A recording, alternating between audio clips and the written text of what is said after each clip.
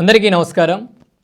ఆంధ్రప్రదేశ్ రాష్ట్రంలో రానున్న 4 నెలల్లో రాష్ట్ర అసెంబ్లీకి సంబంధించినటువంటి ఎన్నికలు జరగబోతున్నాయి.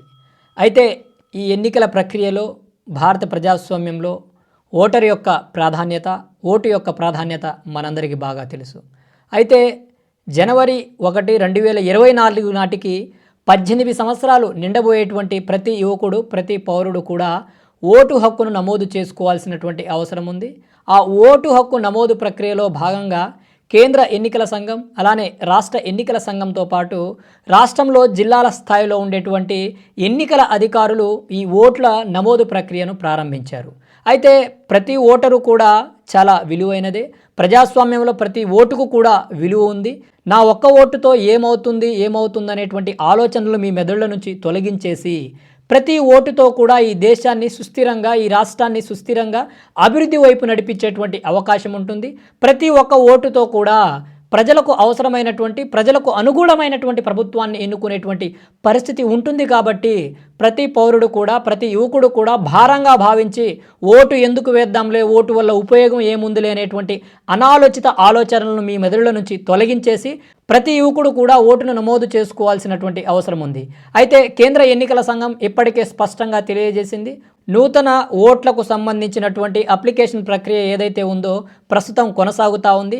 అయితే ఇప్పటికే ఏదైతే గతంలో ఓటరు జాబితాలో ఉన్నటువంటి పౌరులు కూడా ఓటరు జాబితాలో తమ పేరు ఉందా లేదా, లేకపోతే ఏమైనా చేర్పులు మార్పులు చేసుకోవాలా, లేకపోతే అడ్రస్ను మార్చుకునేటువంటి అవకాశాన్ని కూడా కేంద్ర ఎన్నికల సంఘం కల్పిస్తూ ఉంది. రాబోయే ఎన్నికల్లో మన యొక్క ఓటు హక్కును వినియోగించుకోవడానికి, ఓటరు జాబితాలో మన పేరును పొందుపరుచుకోవడానికి ఉన్నటువంటి సాధనాలేంటి, ఆన్లైన్ ద్వారా ఎలా అప్లై చేసుకోవాలి, ఆఫ్లైన్ ద్వారా ఎలా అప్లై చేసుకోవాలనేటువంటి అంశాల గురించి మనం మాట్లాడుకునేటువంటి ప్రయత్నం చేస్తే, మీ ఓటును నమోదు చేసుకోండిలా ప్రత్యేక సమగ్ర సవరణలో రేపటి వరకు అవకాశం, తుది జాబితా విడుదలైన తర్వాత కూడా దరఖాస్తుకు వీలు అంటూ కేంద్ర ఎన్నికల సంఘానికి సంబంధించినటువంటి ఒక అంశాన్ని పొందుపరచడం జరిగింది. ఆ యొక్క అంశాలు ఏమున్నాయని కూడా లోతుగా మనం మాట్లాడేటువంటి ప్రయత్నం చేస్తే, ఒక్క ఓటు తేడాతో గెలుపోటములు తారుమారు కావచ్చు. అందున రాబోయేవి రాష్ట్ర భవిష్యత్తును నిర్ణయించే అత్యంత కీలకమైన ఎన్నికలు.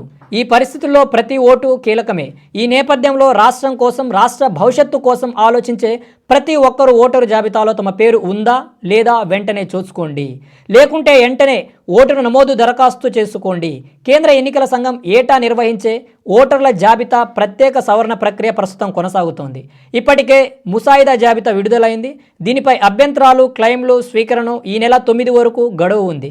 అప్పటిలోగా కొత్త ఓటు హక్కు కోసం నమోదు చేసుకోవచ్చు. 10వ తేదీ నుంచి వీటి పరిష్కార ప్రక్రియ ప్రారంభమవుతుంది.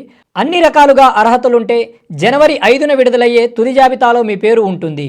మీరు దరఖాస్తు చేసుకున్న తుది జాబితాలో మీ పేరు రాకపోయినా ఆందోళన అక్కర్లేదు. ఓటరుగా నమోదు చేసుకోవడానికి ఆ తర్వాత కూడా అవకాశం ఉంటుందంటూ కేంద్ర ఎన్నికల సంఘం చాలా స్పష్టంగా తెలియజేసింది. అయితే ఓట్లకు సంబంధించినటువంటి ఒక ఓటరుగా మనం నమోదు చేసుకోవాలంటే ఆ ప్రక్రియలో భాగంగా డిఫరెంట్ వేస్లో మనం అప్లై చేసుకోవచ్చు.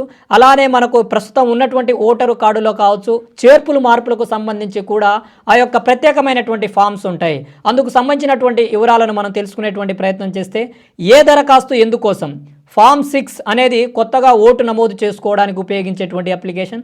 ఫామ్ 6A అనేది భారత పౌరసత్వం కలిగి ప్రవాస ఓటర్లు ఎవరైతే ఇండియన్ సిటిజన్షిప్ ఉండి ఇతర దేశాల్లో జీవనం కొనసాగిస్తూ అక్కడ ఉద్యోగాల కోసమో లేకపోతే ఇతరితర కార్యక్రమాల కోసమో అక్కడ నివసిస్తున్నటువంటి వ్యక్తుల కోసం, అలాంటి భారతీయ పౌరుల కోసం ఫామ్ 6A ద్వారా వారు ఓటరుగా నమోదు చేసుకునేటువంటి అవకాశం ఉంటుంది.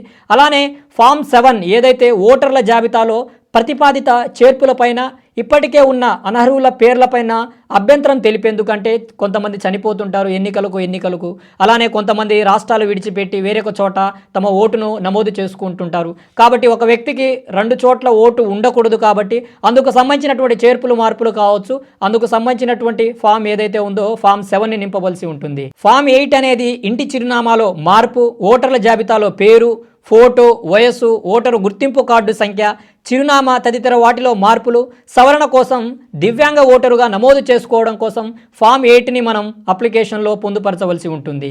అయితే ఈ యొక్క ఫామ్స్ ఏంటో వాటి గురించి తెలుసుకున్నాం. మరి ఓటుని ఎలా నమోదు చేసుకోవాలి, ఎక్కడికి వెళ్ళి నమోదు చేసుకోవాలి, ఎవరిని సంప్రదించాలి అనేటువంటి సందేశం అయితే ప్రతి వ్యక్తిలో ఉంటుంది. అందుకు సంబంధించినటువంటి వివరాల గురించి మాట్లాడుకుంటే, ఓటరుగా నమోదు చేసుకోవడానికి భారత ఎన్నికల సంఘం ఆన్లైన్ ద్వారా కూడా అప్లికేషన్లు స్వీకరిస్తూ ఉంది. అందుకు సంబంధించి సుమారు ఒక 4 పద్ధతులు ఉంటే, అందులో ప్రధానమైనటువంటి పద్ధతి ఏదైతే ఉందో, కేంద్ర ఎన్నికల సంఘానికి సంబంధించినటువంటి వెబ్సైట్ www.nvsp.in వెబ్సైట్లో మీ ఫోన్ నెంబర్తో రిజిస్టర్ చేసుకొని లాగిన్ కావాలి. Register as a new voter అనే విభాగంపై క్లిక్ చేస్తే form 6 application form for new voter అనే ఉపవిభాగం కనిపిస్తుంది. దానిపై క్లిక్ చేస్తే ఆన్లైన్ దరఖాస్తు వస్తుంది. అందులో పేర్కొన్న వివరాలను నింపి సబ్మిట్ చేయాలి. ఆ తరువాత మీ ఫోన్ నెంబర్కు రిఫరెన్స్ ఐడి నెంబర్ వస్తుంది. దాని ఆధారంగా ఇదే వెబ్సైట్లో ఆ దరఖాస్తు ఏ దశలో ఎప్పటికప్పుడు తెలుసుకోవచ్చు. ఆన్లైన్ దరఖాస్తులు వివరాల ఆధారంగా బూత్ స్థాయి అధికారి మీ చిరునామాకు వచ్చి పరిశీలిస్తారు. అన్ని వివరాలు సక్రమంగా ఉన్నాయని నిర్ధారించుకున్న తర్వాత ఓటరు జాబితాలో మీ పేరు వస్తుంది. చూసాం కదా, ఇది ప్రధానమైనటువంటి పద్ధతి. మరొక పద్ధతి ఏంటంటే voterportal.eci.go.in వెబ్సైట్లోకి వెళ్ళి తొలుత మీ ఫోన్ నెంబర్తో రిజిస్టర్ చేసుకోవాలి. లాగిన్ అయ్యి వెబ్సైట్లోకి ప్రవేశించిన వెంటనే న్యూ ఓటర్ రిజిస్ట్రేషన్ అనే విభాగం ఉంటుంది. దానిపై క్లిక్ చేసుకుంటూ వెళ్ళి దరఖాస్తులో అడిగిన వివరాలన్నీ నింపి సబ్మిట్ చేయవచ్చు. అలానే మూడో విధానం కూడా ఏదైతే మన ఫోన్లలో ప్లే స్టోర్లో ఎన్నికల సంఘానికి సంబంధించినటువంటి ఓటర్ హెల్ప్ లైన్ వెబ్సైట్లు ఉంటుంది. దాన్ని డౌన్లోడ్ చేసుకొని తర్వాత మీ ఫోన్ నెంబరు వివరాలు పొందుపరిచి రిజిస్టర్ చేసుకోవాలి. వాటి ఆధారంగా లాగిన్ కావాలి. ఓటర్ రిజిస్ట్రేషన్ విభాగంలోకి వెళితే న్యూ ఓటర్ రిజిస్ట్రేషన్ అనే ఆప్షన్ వస్తుంది.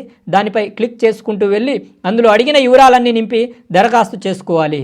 అలానే చివరి పద్ధతి ఏదైతే ఆన్లైన్ ద్వారా అప్లికేషన్ పెట్టుకోవడానికి చివరి పద్ధతి ఏంటంటే ceoandhra.nic.in వెబ్సైట్లోకి వెళ్ళి కూడా మీ యొక్క ఓటును నమోదు చేసుకునేటువంటి అవకాశం ఉంది. ఈ ఆన్లైన్ పద్ధతి ద్వారా ఏవైతే మీరు ఫోన్ నెంబర్ ద్వారా కావచ్చు, ఈమెయిల్ ఐడి ద్వారా కావచ్చు లాగిన్ అయ్యి మీ యొక్క వివరాలను సరిగ్గా ఏదైతే మీ ఆధార్ కార్డులో ఎలా అయితే ఉందో, లేకపోతే మీ తండ్రి గారి ఓటర్ ఐడిలో ఎలా ఉందో ఆ విధంగా పొందుపరిచి వారు అడిగినటువంటి వివరాలను సవివరంగా ఎటువంటి తప్పొప్పులు లేకుండా సక్రమంగా ఇవ్వగలిగితే మీ యొక్క బూత్ అధికారి ఎవరైతే ఉంటారో మీ ఇంటికి వచ్చేసి నిజంగా ఈ ఓటర్ అనేటువంటి వ్యక్తి ఎవరైతే నమోదు చేసుకున్నారో ఉన్నారా లేదా అనేటువంటి వెరిఫికేషన్ చేసుకున్న తర్వాత ఓకే ఇతను ఉన్నాడు, ఇక్కడే నివసిస్తున్నాడు అనేటువంటి ఒక ఇన్ఫర్మేషన్ వారికి వచ్చిన తర్వాత వారు కేంద్ర ఎన్నికల సంఘానికి ఏదైతే ఒక ఫామ్ ద్వారా సిగ్నేచర్ ద్వారా తిరిగి పంపించడం జరుగుతుంది. దాని ఆధారం ద్వారా మనకు ఓటరు గుర్తింపు కార్డును పొందుపరచడం కావచ్చు, ఓటరు గుర్తింపు కార్డును మనకు పోస్ట్ ద్వారా పంపించడం కావచ్చు, లేకపోతే ఓటరు జాబితాలో మన పేరును చేర్చడం జరుగుతూ ఉంది. అయితే కేవలం ఆన్లైన్ పద్ధతి ద్వారానే కాకుండా ఆఫ్లైన్లో కూడా మనం ఓటును నమోదు చేసుకోవచ్చు. ఆఫ్లైన్ ద్వారా కూడా ఓటరుగా గుర్తించబడడానికి, ఓటరుగా నమోదు చేసుకోవడానికి 2 విభాగాలు ఉన్నాయి, 2 పద్ధతులు ఉన్నాయి. అందులో ప్రధానమైనది బూత్ స్థాయి అధికారులు ఎవరైతే బిఎల్ఓస్ ఉంటారో వారికి నేరుగా మీరు ఫామ్ 6 ద్వారా అప్లికేషన్ని ఇవ్వవచ్చు. వారు దాన్ని స్వీకరించి అందులో ఉన్నటువంటి వివరాలను పరిశీలించి మీకు అర్హత ఉందా, మీకు ఏజ్ ఉందా, లేకపోతే మీ అడ్రస్ యొక్క తదితర వివరాలన్నింటినీ పరిశీలించి మీరు అర్హులైతే మీకు ఓటరు జాబితాలో స్థానాన్ని కల్పించేటువంటి అవకాశం ఉంటుంది.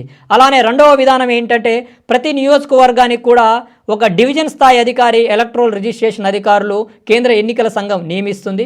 వారి కార్యాలయాల్లోనూ దరఖాస్తు సమర్పించవచ్చు. ప్రతి మండలంలోనూ స్థానిక తహసీల్దార్ లేదా డిప్యూటీ తహసీల్దార్ అసిస్టెంట్ ఎలక్ట్రల్ రిజిస్ట్రేషన్ అధికారులుగా నియమించి ఆ కార్యాలయంలోనూ దరఖాస్తు ఇవ్వవచ్చు. వాటిపై విచారించి ఓటు హక్కు కల్పిస్తారు. ఇవి ఏ విధంగా అయితే మనం ఓటు హక్కును వినియోగించుకోవడానికి ప్రధానంగా ఏ విధంగా మనం అప్లై చేసుకునేటువంటి ప్రొసీజర్ ఏదైతే ఉందో ఆన్లైన్ ఆఫ్లైన్ ద్వారా మనం తెలుసుకున్నాం. అలానే ఏదైతే ఓటు హక్కు నమోదు సహా ఇతరితర సలహాలు ఉంటే ఏదైతే ఎన్నికలకు సంబంధించి, ఎన్నికల ఓటు హక్కుకు సంబంధించి, లేకపోతే అడ్రస్లకు సంబంధించి, పోలింగ్ బూతులకు సంబంధించి తదితర వివరాల కోసం మీకు ఎటువైనా సందేహాలు ఉంటే ఆ సందేహాలను నివృత్తి చేసుకోవడం కోసం కేంద్ర ఎన్నికలకు సంబంధించినటువంటి టోల్ ఫ్రీ నెంబర్ ఏదైతే ఉందో 1950కి ఉదయం 10 నుంచి సాయంత్రం 5:30 మధ్య మీరు ఫోన్ చేసి మీ యొక్క సందేహాలను నివృత్తి చేసుకోవచ్చు. ఇది సంపూర్ణమైనటువంటి సమాచారం ఏదైతే ఓటరుగా గుర్తించబడడానికి, ఓటరుగా నమోదు చేసుకోవడానికి. కనుక రాష్ట్రంలో ఉన్నటువంటి ప్రతి యువకుడు కూడా, ప్రతి వయోజనుడు కూడా ఎవరైతే జనవరి 1, 2024 నాటికి 18 సంవత్సరాలు నిండబోతున్నటువంటి ప్రతి యువకుడు కూడా ఓటరుగా నమోదు చేసుకోవాలి. ఎందుకంటే రాబోయే రోజుల్లో రాష్ట్ర భవిష్యత్తు చాలా కీలకమైనటువంటి పరిస్థితుల్లో ఉంది. రాష్ట్రం విడిపోయిన తరువాత రాష్ట్రంలో అభివృద్ధి అనేది కొంత ప్రశ్నార్థకంగా మారింది. ఎందుకంటే ప్రజలే ఏదైతే ప్రజాస్వామ్యంలో ప్రజలే న్యాయ నిర్ణేతలు, వారే ప్రభుత్వాలకు మూల ఇంధనం.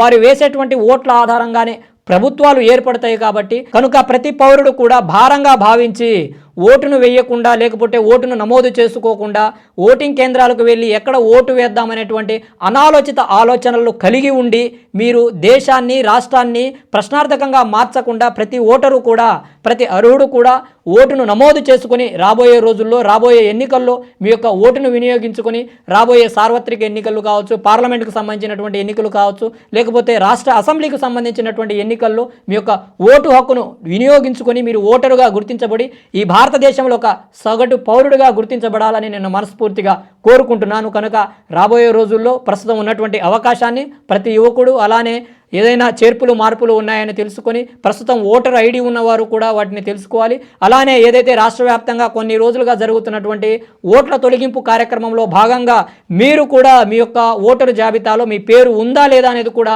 మీరు పరిశీలించుకోవాలి. అందుకు సంబంధించి కూడా మీరు www.nvsp.in లోకి వెళ్ళేసి మీ యొక్క పేరు ఓటరు జాబితాలో ఉందో లేదో కూడా మీరు చెక్ చేసుకునేటువంటి అవకాశం ఉంటుంది. కనుక ఈ సదవకాశాన్ని ప్రతి యువకుడు ప్రతి వయోజనుడు వాడుకొని రాబోయే రోజుల్లో రాష్ట్రంలో ప్రజాస్వామ్యాన్ని స్థాపితం దిశగా భారతదేశం ప్రపంచంలోని అతిపెద్ద ప్రజాస్వామ్య దేశంగా గుర్తించబడింది కాబట్టి అలాంటి ప్రజాస్వామ్య దేశంలో ఒక రాష్ట్రంగా ఆంధ్రప్రదేశ్ రాష్ట్రం ఉంది కాబట్టి ఆ రాష్ట్రంలో ఉన్నటువంటి ప్రతి వయోజనుడు ప్రతి యువకుడు కూడా ఓటు హక్కును వినియోగించుకునే దిశగా ముందుకు అడుగులు వేయాలని నేను మనస్ఫూర్తిగా కోరుకుంటున్నాను. ఇది ఈనాటి అంశం. మరో కొత్త అంశంతో తిరిగి కలుసుకుందాం. అంతవరకు సెలవు. జై భీమ్, జై భారత్.